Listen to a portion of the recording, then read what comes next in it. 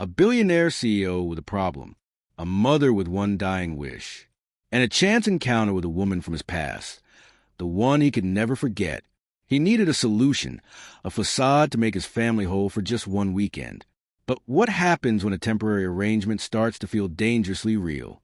This is a story about the lines we blur between business and pleasure, and the unexpected love that finds us when we're only pretending to look. Before we begin this emotional journey, make sure to subscribe to the channel, like this video, and turn on notifications. This helps us bring more inspiring stories like this to you. The proposition.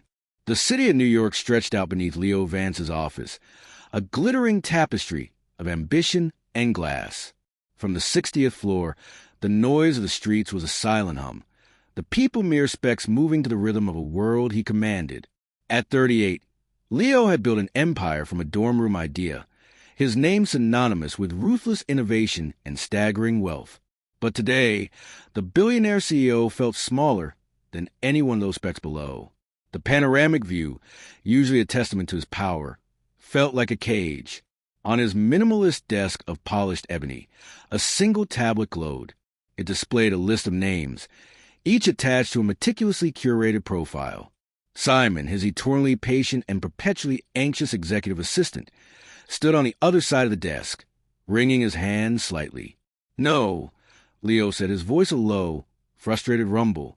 He didn't look up from the screen. "No, and definitely not this one. Her profile says her primary hobby is extreme couponing. My mother would see through that in a heartbeat. She'd know." "Sir," Simon began, his tone carefully neutral, "these are the top 5 candidates from the most exclusive agency in the city. Discretion and believability are their only specialties. Perhaps if we could slightly broaden the criteria—" "The criteria are the criteria, Simon," Leo interrupted, finally lifting his gaze. His eyes, usually sharp and calculating, were shadowed with rare vulnerability. "She needs to be intelligent enough to debate post-impressionist art with my uncle for a solid 20 minutes. She must possess the resilience to withstand my father's not-so-subtle interrogations over scotch. And above all, she must have a genuine, palpable kindness that will win over my mother, Eleanor, instantly. This isn't a simple transaction. It's a performance. And the stakes—" He trailed off, the unspoken words hanging heavily in the air. "The stakes are everything." He tossed the tablet onto the desk as if it had burned him. The weight pressing on his shoulders had nothing to do with stock prices or merger deals. It was the weight of a single, devastating sentence from a doctor delivered just 3 weeks ago. His vibrant, loving mother had been given 6 months. This sudden, whirlwind wedding to a kind man named Arthur was her last hurrah, her final wish to celebrate love. And her only regret, she had told Leo with tears in her eyes, was that she wouldn't see him settled, happy, loved. He couldn't show up alone. He couldn't let her see the lonely, work-obsessed shell of man he'd become, a man who built billion-dollar connections, but couldn't sustain a single meaningful one. The idea of a cover wife was desperate, absurd, and borderline offensive, but it was the only solution his strategic mind could conjure to give his mother peace. Simon, sensing his boss's despair, ventured a final option. "There is one more, sir. A very late addition to the roster. Her profile is intentionally sparse. No photograph, but her references, from what the agency provided, are impeccable. Flawless, even." He slid a single sheet of paper across the smooth ebony surface. No headshot, no list of attributes. Just a name and a few lines of text. Leo picked it up, his brow furrowed. "Chloe Bennett," he read aloud. The name did nothing at first. Freelance illustrator. Former art restoration, intern at the Metropolitan Museum of Art. And then it hit him, a memory, vivid and unbidden, crashing to the walls he'd built around himself. A charity gallery opening 2 years ago. A crowded room buzzing with hollow small talk. And her, a woman standing slightly apart, studying a haunting Modigliani portrait with intensity that was utterly captivating. He'd approached her, not as a so, but just as a man intrigued. They'd talk for an hour, not about markets or deals, but about light and shadow, and the soul an artist pours onto a canvas. She had a laugh that was entirely genuine, a sound that cut through the corporate phoniness of the event. He'd been utterly, completely captivated. Then his then-business partner, Marcus, had grabbed his elbow, insisting a crucial investor was on the phone, an emergency that turned out to be a trivial question. By the time he'd extricated himself and fought his way back through the crowd, she was gone. He'd never gotten her number. He'd asked around, half-heartedly, for weeks, but Chloe, with no last name, was impossible to find. He'd buried the memory under a mountain of work, a fleeting moment of what if. Chloe Bennett. It had to be her. A coincidence this specific felt like a cosmic joke. "Schedule a meeting," Leo said, his voice suddenly tight. "Today. Clear my afternoon." An hour later, he sat in a plush velvet chair in a quiet corner of a sophisticated hotel lounge, his knee bouncing nervously under the table. He told himself it was a common name. He told himself he was romanticizing a brief encounter. But the moment she walked in, time seemed to stutter and fold. It was her, Chloe. She was even more striking than he remembered, her beauty not in perfection, but in expression, in the intelligent light in her eyes. She didn't recognize him at first, offering a polite, professional smile as she approached. "Mr. Vance?" "Chloe Bennett." "It's a pleasure to meet you," she said, extending her hand. Her grip was firm, confident. "The pleasure is entirely mine." "Please sit," he replied, his voice thankfully steady. As she settled into the chair opposite him, the large portfolio case she carried knocked against the table, tipping her glass of ice water. They both jumped to action, grabbing linen napkins to sop up the spill, their hands brushing in the process. It was in that flustered, close moment that she finally looked up, really looked at him, and her eyes widened in stunned recognition. "You!" she breathed, the professional facade melting into pure surprise. "The gallery? You just vanished into thin air." He felt a pang of guilt, sharp and unexpected. A multi-million-dollar deal was apparently on the line, or so I was aggressively told. "I came back to find you 5 minutes later. You were gone." A tense, silent understanding passed between them. Her wary curiosity was now tinged with what looked like faint amusement. "Your assistant said this was about a highly unusual freelance opportunity. I'm assuming it's not to illustrate your annual report." So he laid it bare. He told her about the diagnosis, the 6 months, the wedding, his mother's dying wish to see him happy. He explained the desperate, clinical need for a +1 who could be more, a convincing, believable partner. And then he stated the figure, the sum of money he was willing to pay for her performance. It was a number that could erase a lifetime of financial worry. Chloe stared at him, her face a mask of disbelief. "Let me get this straight," she said slowly, as if needing to hear the words aloud to believe them. "You want to hire me to be your pretend fiancé for an entire weekend?" "It sounds utterly ridiculous when you say it like that," he conceded, running a hand through his hair. "It is utterly ridiculous, Mr. Vance." "Leo," he corrected softly. "And yes, it is, but it's for my mother. It would give her a peace I can't give her any other way." He could see the calculation in her eyes. The money would obliterate her student debt. It would buy her a year, maybe 2, of freedom to focus solely on her art. The internal war was visible on her face. The moral repulsion at the deception versus the life-changing practicality of the offer. "Why me?" she finally asked, her voice laced with suspicion.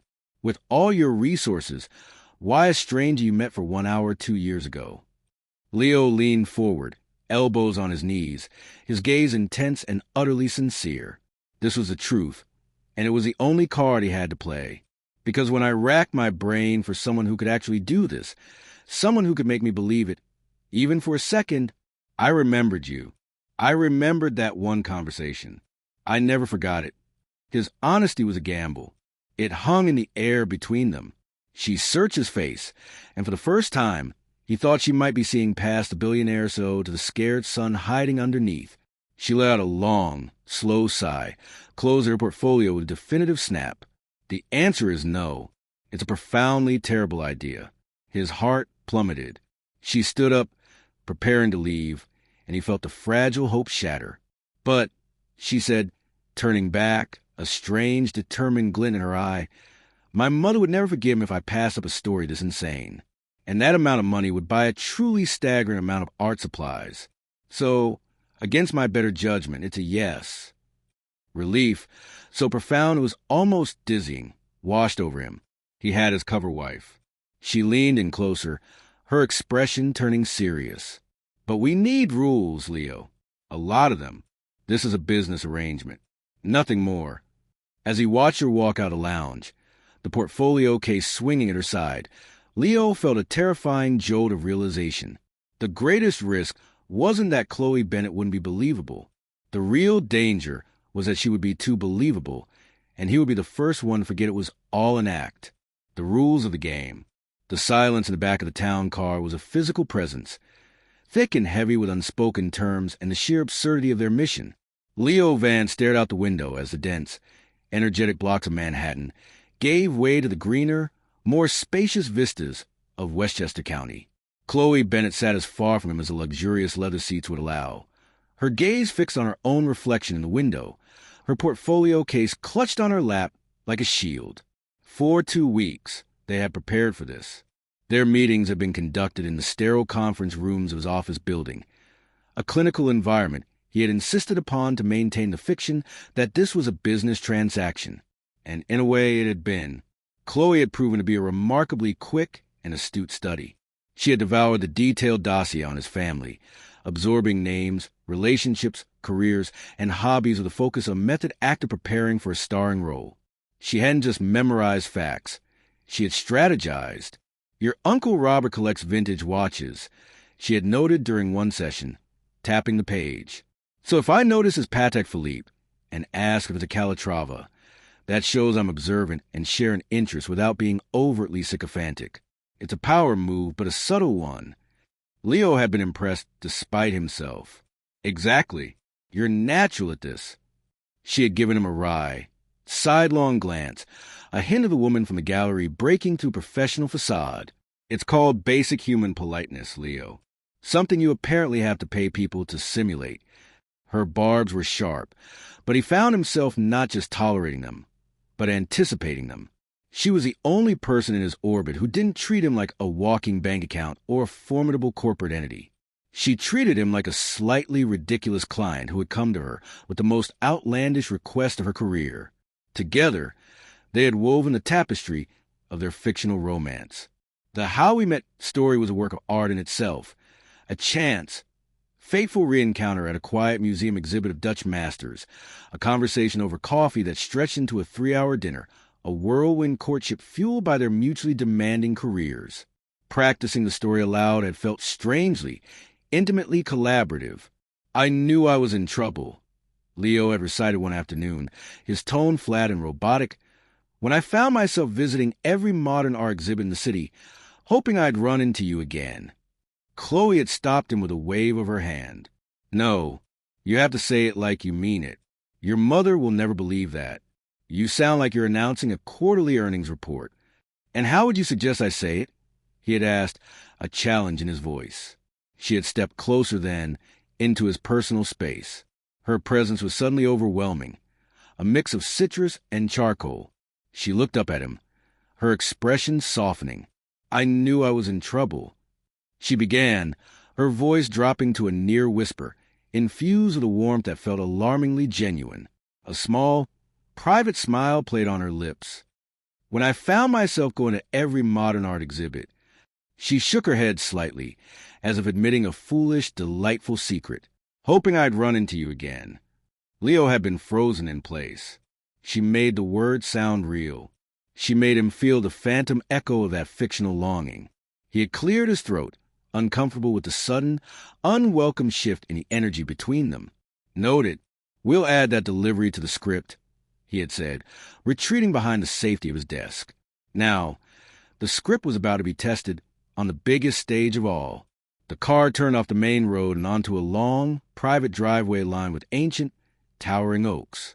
At the end of the drive stood the Vance family estate, not so much a house as a sprawling, classic New England manor of white clapboard and black shutters, surrounded by impeccably manicured lawns. It spoke of old money quiet power and unspoken expectations. As the car crunched to a halt on the gravel circle, the front door opened, and there she was, Eleanor Vance, Leo's mother. She was thinner than the last time he'd seen her, the lines on her face deeper, but her smile was radiant, fueled by a joy that seemed to push back against the illness claiming her. Leo's heart clenched. This was why he was doing it. For her. "Remember the rules," he said to Chloe, his voice low and urgent. "No physical contact beyond what's necessary for appearances. Stick to the script. This is for her." Chloe nodded, smoothing her dress. Her nerves were visible now, a slight tremble in her hands. "I remember." They stepped out of the car. But before Leo could even approach, Eleanor rushed forward, bypassing him entirely and pulling Chloe into a warm, heartfelt hug. Leo stiffened. This was not in the script. "You must be her," Eleanor said, holding Chloe at arm's length, her eyes misty with emotion. She wasn't looking at an employee. She was looking at her future daughter-in-law. Leo's descriptions didn't do you justice. "My goodness, you're lovely. I'm so happy to finally meet you." The guilt was a physical blow to Leo's gut. He saw the momentary panic in Chloe's eyes before her training kicked in. She returned the hug, her smile warm and effortless. "It's so wonderful to meet you too, Eleanor. Leo talks about you all the time. I feel like I know you already." The lie was delivered with such grace that it sounded like the purest truth. Eleanor beamed, linking her arm through Chloe's and leading her toward the house, leaving Leo to fetch the bags, a forgotten accessory. The first dinner was a meticulously laid minefield. Seated at the long mahogany table under the glow of a crystal chandelier, Leo felt a familiar tension settle in his shoulders. His father, Charles Vance, a man carved from granite and Wall Street journals, led the interrogation from the head of the table. "So, Chloe," Charles began, sipping his burgundy, "Leo tells us you're an artist. A rather difficult career path to sustain. What's your 5-year plan? Monetization strategy?" Leo prepared to jump in, to deflect, but Chloe didn't flinch. She set her fork down gently and offered Charles a respectful but confident smile. "Art isn't a career with a 5-year plan, Mr. Vance. It's a calling with a lifetime of learning," she said, her voice calm and clear. "My strategy is to keep creating work that means something that connects with people. The monetization, as you call it, tends to follow authenticity, not the other way around." Eleanor's face shone with pride. Charles looked momentarily stunned, then vaguely impressed, a rare glint of approval in his eyes. Leo felt a surge of something fierce and protective, a pride that was entirely and dangerously real. But the true test came after dinner. While the men lingered over brandy, Eleanor pulled Chloe aside into the grand living room to show her the family photo albums. Leo watched him across the room, his heart pounding a frantic rhythm against his ribs. This was uncharted territory. His mother pointed out pictures of him as a gawky teenager, as a gap-toothed boy holding a fishing rod, sharing stories he had long forgotten. Chloe didn't just listen. She leaned in, she laughed at the right moments, and she asked questions that showed a deep, empathetic interest. She wasn't just playing a part. She was building a bridge, and with every shared smile, every gentle touch on his mother's arm, the foundation of their life felt more solid and more treacherous. Later that night, as they retreated to the guest wing, to their separate, adjoining bedrooms, as per rule number 3, Leo stopped her outside her door. The hallway was quiet, filled only with the soft tick of a grandfather clock. "You were incredible tonight," he said, the words feeling inadequate. She looked tired, the effortless performance finally slipping away to reveal the effort beneath. "I'm doing my job. You're paying me to be incredible." "It was more than that," he insisted. "The way you were with my mother, that wasn't in the dossier. That wasn't acting." Chloe hugged her arms around herself. "She's a lovely woman, Leo. She's easy to talk to. It doesn't feel like a job with her." She paused, searching for the right word, a word that terrified them both. "It feels—" She didn't finish the sentence. She didn't need to. The unspoken word, real, hung heavily in the space between them. She gave him a small, weary smile, slipped into her room, and closed the door softly behind her. Leo stood alone in the hallway, the silence pressing in on him. The carefully constructed rules of their business arrangement were already beginning to crumble, and the wedding hadn't even begun. The performance was proving to be a success, but he was starting to fear it might cost him far more than the astronomical sum he was paying. The uninvited guest. The rehearsal dinner was a scene of perfect, curated warmth. Under a canopy of twinkling fairy lights strung between ancient trees, long tables were laden with rustic elegance. Laughter and the soft clinking of glasses filled the cool evening air. For the first time in years, Leo felt the rigid armor he constantly wore begin to soften. With Chloe by his side, playing her part with a wit and grace that felt less like performance and more like a natural extension of herself, the constant pressure to be Leo Vance, CEO, eased. He found himself laughing at a story his aunt told, a genuine, unforced sound that felt foreign to his own ears. He watched Chloe, a glass of wine in her hand, effortlessly charm his eccentric relatives, debate the merits of a local vineyard with his uncle, and share a quiet, whispered joke with his mother that made Eleanor's face light up with pure joy. As the string quartet transitioned into a soft, melodic tune, Arthur, his mother's gentle and besotted groom, encouraged everyone to take to the makeshift dance floor. Leo's first instinct was to retreat, to find a sudden pressing need to check his phone. But then he saw his mother's hopeful gaze fixed on him and Chloe. There was no choice. He turned to Chloe, his expression apologetic. "Sorry, we can probably skip this. Make an excuse." She shook her head, a determined glint in her eye. "It would look stranger if we didn't. It's expected. Just follow my lead." She placed one hand lightly on his shoulder, the other in his waiting palm. Her touch was a brand to the fine fabric of his suit, sending a current of awareness through him that was entirely unscripted. They moved awkwardly at first, two CEOs of their own personal space trying to negotiate a merger.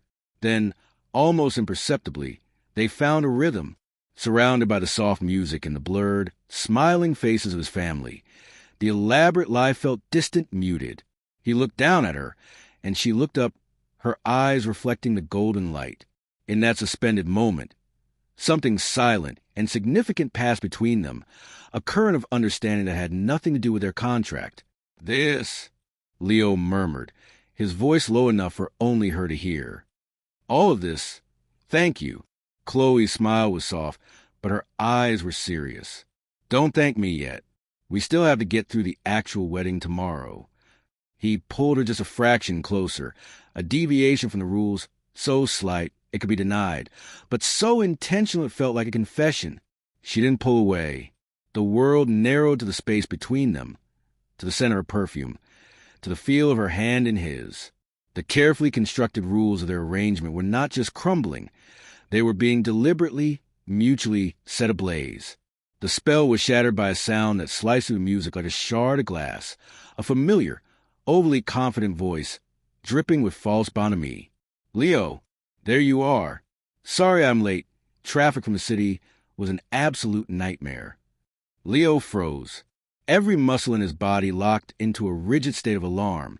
Chloe felt the change instantly, the relaxed man in her arms transforming back into a statue of tension.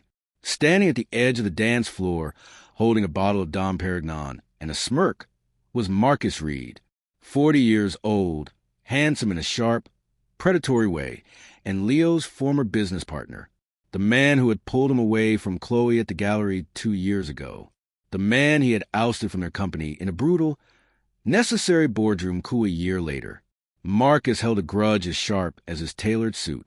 "Marcus," Leo said, his voice a low, warning growl. He gently disentangled himself from Chloe, placing himself slightly between her and the new arrival. "You weren't invited." Marcus spread his arms in a gesture of theatrical goodwill, his eyes scanning the crowd before landing, with laser focus, on Chloe. "And miss my old partner's mother's wedding? And finally get to meet the mysterious fiancé everyone's whispering about? I wouldn't dream of it. My dad said the rehearsal was at this state. I thought it was an open house kind of situation. Marcus's father was an old family friend, a connection that granted his son just enough privilege to be dangerously intrusive." His eyes locked onto Chloe, and a slow, dawning recognition spread across his face. followed by a smile that was all teeth and no warmth. Well, if it isn't the elusive artist from the gallery. Leo, you dog. You actually managed to track her down. And just in time for the wedding. How? Incredibly convenient. The air left Leo's lungs. Marcus knew. He knew there was no long-term relationship. He knew their history began and ended with one brief meeting years ago. He was too clever, too spiteful, not to connect the dots. He could see the entire sordid, desperate scheme laid out before him. The rest of the evening became a tense and exhausting game of psychological chess. Marcus was a shadow, inserting himself into their conversations, dropping veiled, poisonous comments wrapped in the guise of friendly banter. To the happy couple, Marcus announced during a toast, raising his glass, his eyes fixed on Leo and Chloe. It's amazing, isn't it? How love finds you when you least expect it. Or should I say, who you least expect it. He winked, a gesture loaded with malicious intent. Leo's father, Charles, watched these exchanges from a seat, his brow furrowed, his natural suspicion, momentarily placated by Chloe, now returning in full force. Leo finally managed to corner Marcus on a secluded stone terrace overlooking the dark gardens. What do you want, Marcus? Just name your price and get out. Marcus feigned a look of profound hurt. Price? Leo, I'm wounded. I'm here to celebrate your mother. I'm just fascinated by the timeline, is all. It's a modern-day romance for the ages. 1 minute you're a lonely workaholic. The next you're madly in love with a woman nobody in your life has ever heard of. It's nothing short of a miracle. Get to the point. Leo ground out, his patience evaporating. The point is, Marcus said, his voice dropping its friendly pretense, turning cold and hard, you took everything from me, my company, my reputation, my future. Watching you play house with a woman you clearly hired for the weekend, that a beautiful, poetic kind of justice. I think I'll stick around for the main event tomorrow. I'm dying to see how the final act plays out. While Leo was occupied, Chloe found herself cornered near the dessert table by Charles Vance. His expression was no longer vaguely impressed. It was sharp and analytical. He's an interesting fellow, that Marcus, Charles began, swirling the brandy in his glass. Tells even more interesting stories. He seems to think your relationship with my son is something of a spontaneous combustion, a very recent development. Chloe's heart hammered against her ribs, a frantic drumbeat of panic. This was it. The exposure was moments away. She saw the dawning doubt in Charles's eyes, the fragile hope in Eleanor's across the room, and the sheer, unadulterated panic on Leo's face as he re-entered the tent and saw them talking. She had to think fast. She had to sell this with everything she had. She forced a light, musical laugh, the sound so natural it even fooled her for a second. Oh, Marcus. Leo warned me about him. She leaned in conspiratorially. He's always been a storyteller, hasn't he? He's probably just jealous of Leo's happiness. Their professional parting was difficult, I hear, but yes, it has been a whirlwind. When you know, it's that simple. She then turned the tables, her gaze steady and open. Isn't that right, Mr. Vance? Charles studied her for a long, agonizing moment, his eyes searching hers for any flicker of deceit. He saw only calm sincerity. Finally, he gave a slow, deliberate nod. Indeed, he said, though his tone suggested the jury was still out. She had passed this test, but only barely. The immediate danger was paused, not past. Marcus was still here, a venomous snake in their sunlit garden, waiting for the perfect moment to strike during the most important day of Eleanor's life. The beautiful facade they had built was cracking, and Leo and Chloe stood in the center of it, watching the fractures spread, powerless to stop the impending collapse. The vow of a lifetime. The morning of the wedding dawned bright and clear, the Berkshire estate looking like a painting. Sunlight dappled through the mature trees. Flowers bloomed in manicured bursts of color, and the air itself seemed to hum with a quiet, joyful anticipation. But for Leo and Chloe, the picturesque beauty was a stark contrast to the cold dread sitting in the pits of their stomachs. The air was thick with the unspoken threat of Marcus Reed, a shadow that loomed over the day's happiness. Leo found Chloe on a secluded stone bench by the koi pond, far from the bustling preparations. She was still in her simple morning clothes, her knees drawn up to her chest, watching the orange and white fish dart beneath the lily pads. She looked pale. The confidence of the previous night completely evaporated. "We can still call it off," Leo said, his voice rough with a sleepless night. He came to stand beside her, his hands shoved deep in his pockets. "I can say you woke up ill. A migraine. We can get in the car and be back in Manhattan before the ceremony starts." Chloe didn't look at him. She shook her head slowly, a determined set to her jaw. "No, we've come this far. We can't let him win. Your mother, she deserves her perfect day. We can't let a man like Marcus poison it. This was a mistake." Leo breathed out, the words laced with anguish that was entirely real. "A selfish, idiotic mistake from the very beginning. I never should have dragged you into this world of mine. I never should have asked this of you." "You didn't drag me," she said softly, finally turning to look at him. Her eyes were filled with confusion that mirrored the storm in his own heart. "I agreed. For the money. It was a business deal." She paused, swallowing hard, her gaze searching his. "But now, it's not just about the money anymore, is it?" Before he could formulate an answer, before he could even process the terrifying hope that her question ignited, the wedding coordinator descended upon them, a whirlwind of cheerful efficiency, and swept Chloe away to hair and makeup.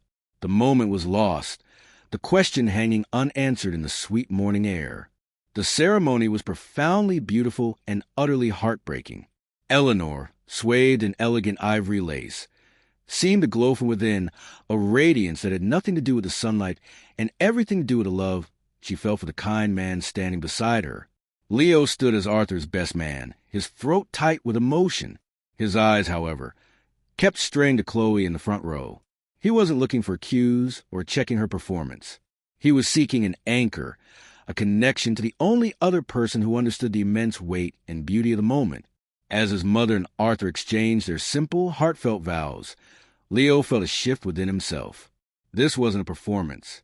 This was life, fragile and precious. And he was wasting his, hiding behind spreadsheets and lies. The reception was held in a vast, open-sided tent on the lawn, but the mood had shifted from the previous night's warmth to a tense, watchful anxiety. Everyone could feel it. The battle lines were drawn. It was only a matter of time before the first shot was fired. It happened as the toasts were about to begin.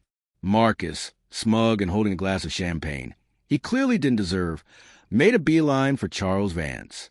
Leo's blood ran cold. He watched helpless as his enemy leaned in close to his father, speaking in a low, earnest, confidential tone. Leo saw the exact moment the poison took hold. His father's face, initially polite, shifted to a deep frown, then to a mass of cold, hard disbelief. He looked over at Leo, and his expression was one of pure, unadulterated betrayal. Marcus finished, patted Charles on the arm with a triumphant finality, and melted back into the crowd, throwing a victorious glance in Leo's direction. Charles began moving purposefully across the tent, his eyes locked on his son, ready to confront him and dismantle the entire charade in front of everyone. Leo felt the world tilt. This was it. The humiliation he had feared. The exposure. He braced himself for the impact. But then, Chloe moved. She intercepted Charles before he could take 5 steps, placing a gentle but firm hand on his arm. "Mr. Vance, can we talk? Privately for just a moment?" she asked, her voice calm but insistent. She didn't wait for an answer. She led a confused and furious Charles away from the crowd, toward the quiet of the library. Leo watched, his heart hammering against his ribs, as Chloe spoke to his father.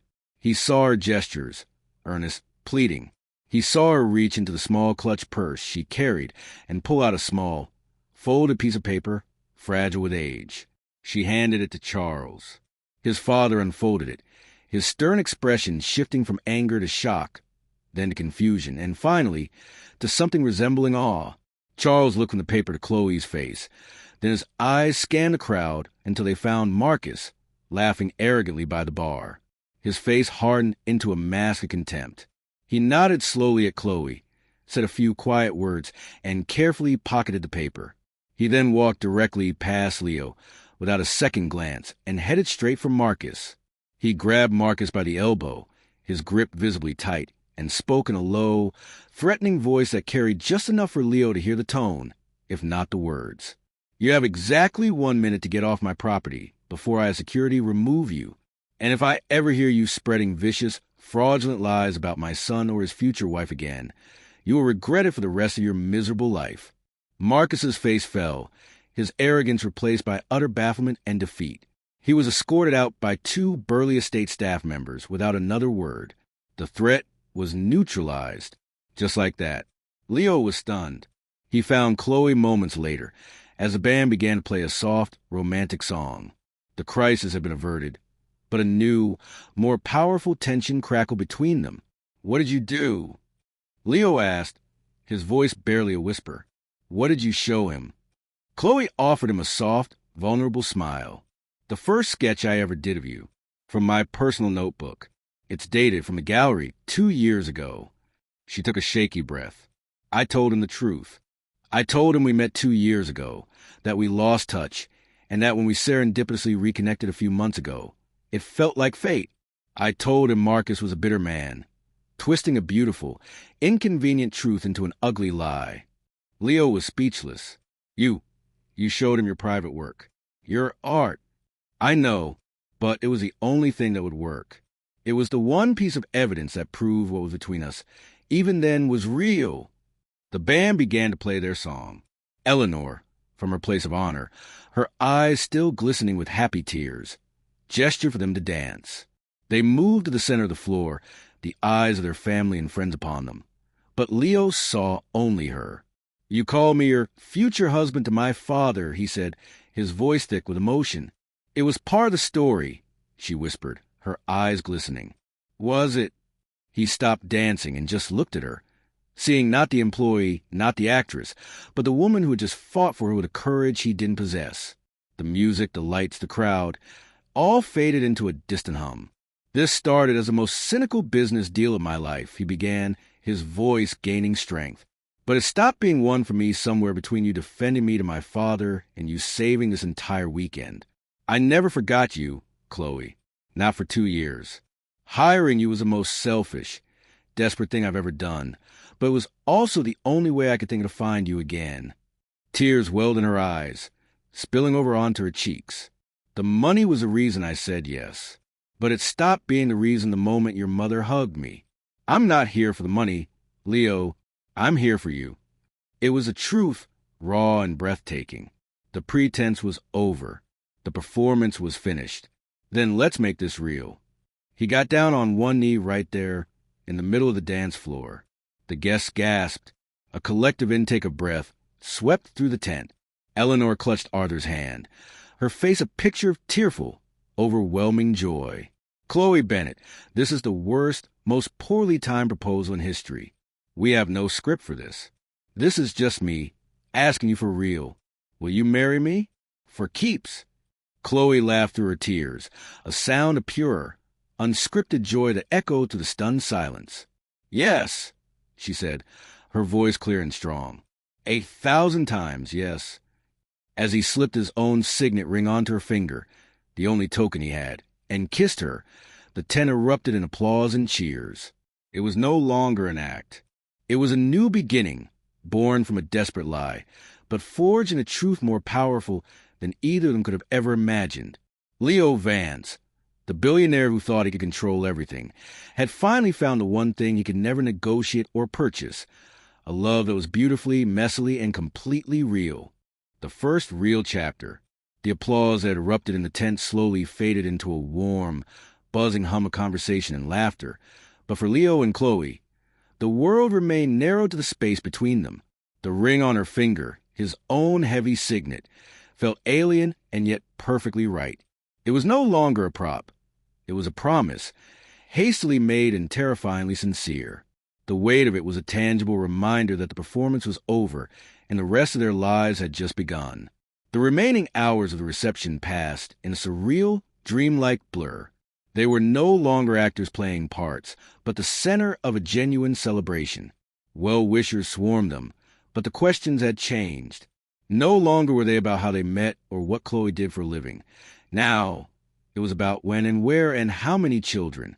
Eleanor held on to both their hands, her face etched with joy so profound it seemed to diminish her illness, if only for a moment. "See," she whispered to Leo, her voice thick with emotion. "I knew you just hadn't met the right one to shake you up yet." She pulled Chloe into another fierce hug. "Welcome to the family, my dear." Officially. It was officially that sent a fresh jolt of reality through them. This was official. This was real. Later, as the last of the guests departed and the string quartet packed away their instruments, they found themselves alone on the now empty dance floor. The fairy lights twinkled above them, the only witnesses to their sudden, staggering new reality. The silence between them was no longer filled with a script. It was filled with a million unspoken questions. "What happens now?" Chloe asked, her voice small. She twisted the signet ring around her finger, a nervous habit already forming. "I have no idea," Leo admitted, running a hand through his hair. He let out a breath that was half laugh, half sigh of pure exhaustion. "I suppose we go back to New York. Together." The word together hung in the air, immense and daunting. It meant more than just sharing a town car. It meant merging lives, histories, and futures that, until a few hours ago, had been on completely separate trajectories. The return to the city the next day was a stark contrast to the tense drive out. The same car, the same driver, but a completely different universe inside. They sat closer, their hands linked between them, not for an audience, but for their own need for connection, for an anchor in the whirlwind they had created. "So," Chloe said, breaking the comfortable silence. Rule number 1 was no physical contact beyond what's necessary. "I think we've thoroughly broken that one." Leo smiled, a genuine, easy smile that felt unfamiliar on his face. "I believe we've set the entire rulebook on fire and tossed it into the koi pond." Their first test came immediately. The car pulled up to Leo's building, a gleaming tower of steel and glass that served as both his corporate headquarters and his personal residence. The penthouse was a monument to minimalist luxury, all cold marble, floor-to-ceiling windows, and art chosen by a decorator. It was stunning, impersonal, and utterly silent. Chloe stepped inside, her portfolio case her only luggage. She looked around, taking in the vast, sterile space. "Wow, it's very clean." Leo saw it through her eyes for the first time. Not a home, but a very expensive waiting room. "It's just a place to sleep," he said, suddenly defensive of it and embarrassed by it. "I can see that," she said softly, walking over to a large, abstract painting that probably cost more than her entire student debt. "It doesn't look like anyone lives here." "I live here," he protested weakly. She turned to him, a gentle challenge in her eyes. "Do you? Or does Leo Vance, CEO, live here? Where are your books? Your messy sketches? The plants you forget to water?" He had no answer. He'd never had a plant in his life. That night, they faced the second test. The guest wing, with its 2 separate bedrooms, felt like a relic from a different story. The rule about separate rooms now seemed absurd, a ghost from their dead arrangement. Leo stood awkwardly in the doorway of the master bedroom. I can have Simon book you a suite at a hotel, if you want, until we figure this out." Chloe shook her head, a determined look on her face.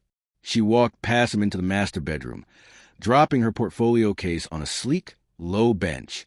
"No, we started this together. We figure out together. No more running away." She gestured to the vast, king-size bed. "But we're definitely getting a new bedspread. This gray is depressing." The following week was a crash course in each other. Chloe's presence began to seep into the sterile penthouse. A mug of half-finished tea appeared on the polished chrome coffee table. A sketchbook lay open on the sofa, filled with quick, beautiful drawings of the city skyline. She bought a ridiculous, fluffy orchid from a bodega and placed it on his desk. A tiny splash of defiant life in the monochrome office. Leo, in turn, learned her rhythms. How she hummed when she was concentrating on a drawing. How she was useless before her first cup of coffee. How her laugh could fill the silent, cavernous space and make it feel, for the first time, like a home. It wasn't all easy. There were awkward moments, Misunderstandings born from the fact they were essentially strangers who had just gotten engaged. He worked 16-hour days. She kept artist hours, often painting late into the night. Their worlds were fundamentally different. One evening, he came home late to find her not in the living room, but in his pristine and used kitchen, surrounded by canvases and the smell of turpentine. She had pushed the state-of-the-art appliances aside to make space for her easel. "This is new," he said, leaning against the doorway, too tired to be annoyed. She jumped, splattering a bit of blue paint on the marble floor. "Oh, sorry. The light is best in here in the evening. I hope you don't mind." He looked at the vibrant, chaotic explosion of art taking over his ordered kitchen, and then at the bright blue drop on the flawless floor. A part of him, the CEO part, wanted to call a specialist to have it professionally cleaned immediately. Instead, he walked over, picked up a clean brush, and dipped it in a pot of red paint. He added a single, tiny red heart next to her blue splatter. Chloe stared at it, then up at him, her eyes wide with surprise. "It's our home, too," he said with a shrug, as if his heart wasn't hammering in his chest. "It should look like we live here." She smiled, a slow, beautiful smile that reached her eyes. In that moment, surrounded by the beautiful mess they were making together, Leo knew this wasn't a continuation of the lie. This was the first real, authentic chapter of their story. They were no longer a billionaire and an artist playing house. They were just Leo and Chloe, two people who had found each other in the most ridiculous way possible, and were now, slowly, carefully, and bravely, building something real. Their story proves that sometimes the greatest loves begin with the most unexpected journeys. From a desperate lie grew an unshakable truth. If their story inspired you, showed you that love can find you in the most surprising ways, then do us a favor. Subscribe to the channel, like this video, and turn on notifications. Your support helps us bring you more incredible stories of resilience, connection, and the unexpected moments that change our lives forever. Share your own stories of unexpected connections in the comments below.